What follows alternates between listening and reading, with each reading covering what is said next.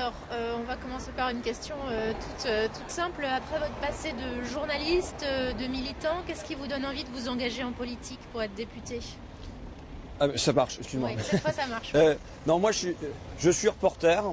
Ça fait 18 ans que je suis reporter en Picardie. J'étais reporter chez Dunlop, chez Goodyear, sur les bois de la zone, à l'hôpital et tout ça.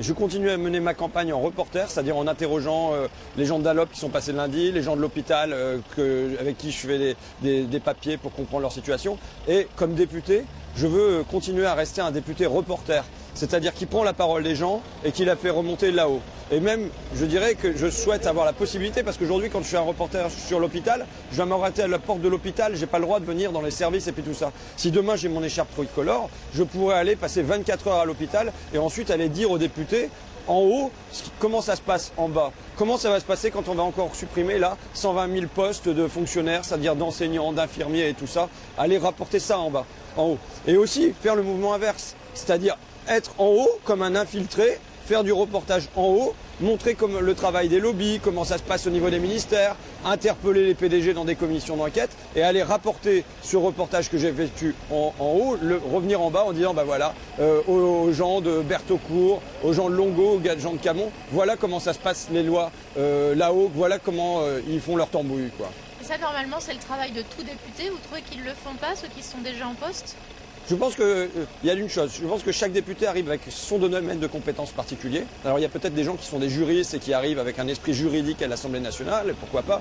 Il y a des gens qui sont vraiment des économistes et qui vont alerter sur le budget de l'État et ainsi de suite. Moi, je suis reporter et je veux y arriver avec mon savoir-faire de reporter. C'est-à-dire donner la parole aux gens d'en bas et faire remonter ça. Et je pense qu'en effet, aujourd'hui, de toute façon, les députés votent avec discipline, c'est-à-dire que ils votent avec leur parti, ils votent indépendamment de leur conscience individuelle. Et moi, ce que je veux, c'est agir en conscience, voter en conscience à l'Assemblée nationale, faire des lois en conscience à l'Assemblée nationale, et après en avoir longuement discuté avec les gens qui bossent dans le terrain, la base, oui, quoi. Ouais, je pense que c'est ce que je sais faire et c'est ce que je veux apporter, c'est-à-dire faire remonter, il y a un grouillement d'amertume, de colère, d'incompréhension en bas, le faire remonter en haut et faire monter des propositions qui améliorent la situation des gens de mon coin. Je pense aux auxiliaires de vie sociale, par exemple, qui aujourd'hui n'ont pas de statut au niveau français, qui sont traités ici dans la Somme très mal traités, qui sont un peu mieux traités en Gironde, et ainsi de suite. Uniformiser ça. Pareil pour les animateurs du périscolaire,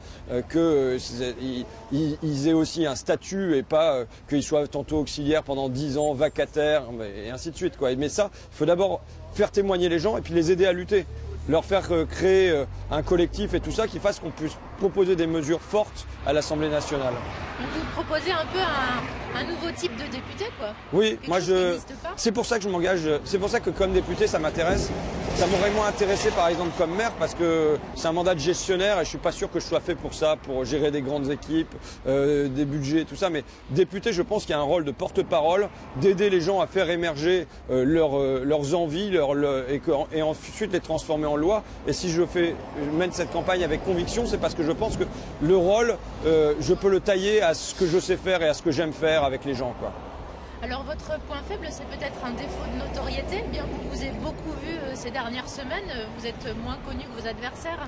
Bon, je ne suis pas sûr que ce soit ma notoriété individuelle qui soit en cause, voilà. Mais ce que faudrait faire, faites un sondage pour savoir quel est le pourcentage de gens qui connaissent Nicolas Dumont, même Pascal Boitard, alors qu'elle était députée du coin, Franck Delapersonne. Je suis désolé, mais Franck Delapersonne, c'est un acteur qui est moins connu que moi. Bon, le problème aujourd'hui, c'est l'étiquette.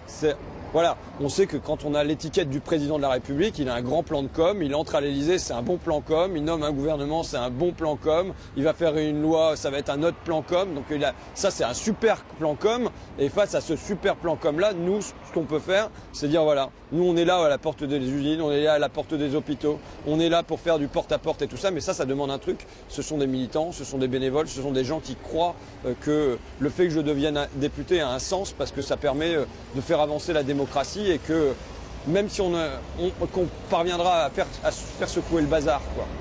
Il y a un mouvement important en direction du Front National chez les ouvriers. Comment est-ce que vous voulez lutter contre ça?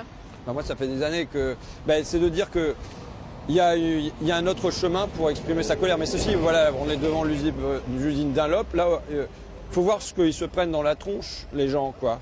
On leur met le couteau sous la gorge en disant vous devez passer au 4-8, ça veut dire des horaires infernales qui partent complètement dans tous les sens, dont il est démontré que ça produit des décès, que l'espérance de vie diminue de 10 ans. Enfin, c'est une maltraitance à l'égard de milliers de salariés dans notre région, pas seulement dans les usines, mais dans les hôpitaux et ainsi de suite. Les gens vivent de la maltraitance.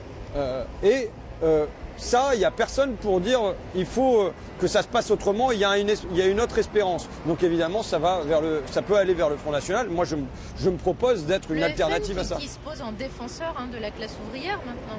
Alors, oui, mais enfin, moi je rappelle des petites choses. D'abord, il n'y a aucune conquête sociale, qu'il s'agisse des congés payés, qu'il s'agisse des retraites, qu'il s'agisse de la sécurité sociale qui est venue par l'extrême droite. Ça, c'est quand même une chose. Et une deuxième chose, dans le programme de Marine Le Pen, il n'y a pas une seule fois le mot actionnaire, il n'y a pas une seule fois le mot dividende. Or, ce qui fait la loi ici, chez Dunlop, ce qui fait la loi chez Whirlpool, ce qui fait la loi de l'économie aujourd'hui, c'est la toute-puissance des actionnaires. Comment on veut contrer ça si jamais le mot ne figure même pas dans un programme? Et d'ailleurs, ça fait un point commun avec Emmanuel Macron, parce que lui non plus ne pose pas une seule fois le mot actionnaire ni le mot dividende dans son programme, parce que lui, il est tellement d'accord avec eux, il veut leur donner encore plus de pouvoir, il veut que les actions sortent de l'impôt sur la fortune pour encore favoriser les actionnaires, alors que bon, on vit quand même dans un monde où 99% des richesses sont détenues par 1% des plus riches.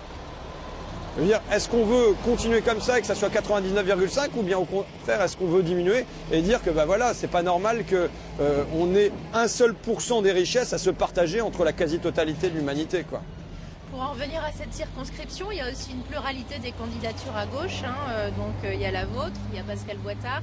Nicolas Dumont, il s'est rallié à La République En Marche, mais c'est quand même un maire socialiste depuis des années. Il y a une candidature lutte ouvrière aussi, je crois. Ça aussi, ça va compliquer les choses, diluer un peu les votes. Je veux dire, on a Nicolas Dumont et Pascal Boitard. Ce sont deux personnes qui ont accompagné tout ce qui s'est passé pendant 5 ans, donc qui ont été d'accord avec le crédit d'impôt compétitivité emploi, qui ont été d'accord avec la loi El Khomri et qui ont été d'accord avec la disparition de la région Picardie, puisqu'ils ont tous les deux accepté ça sans broncher. Donc voilà, est-ce qu'on veut être dans la continuité de cette gauche-là, ou alors est-ce qu'on pense qu'il y a une autre gauche à construire qui soit généreuse, combative et populaire, quoi. Et ça peut diviser le vote, non? C'est peut-être une circonscription où c'est d'autant plus dur pour vous? De toute façon, je ne pars jamais vainqueur.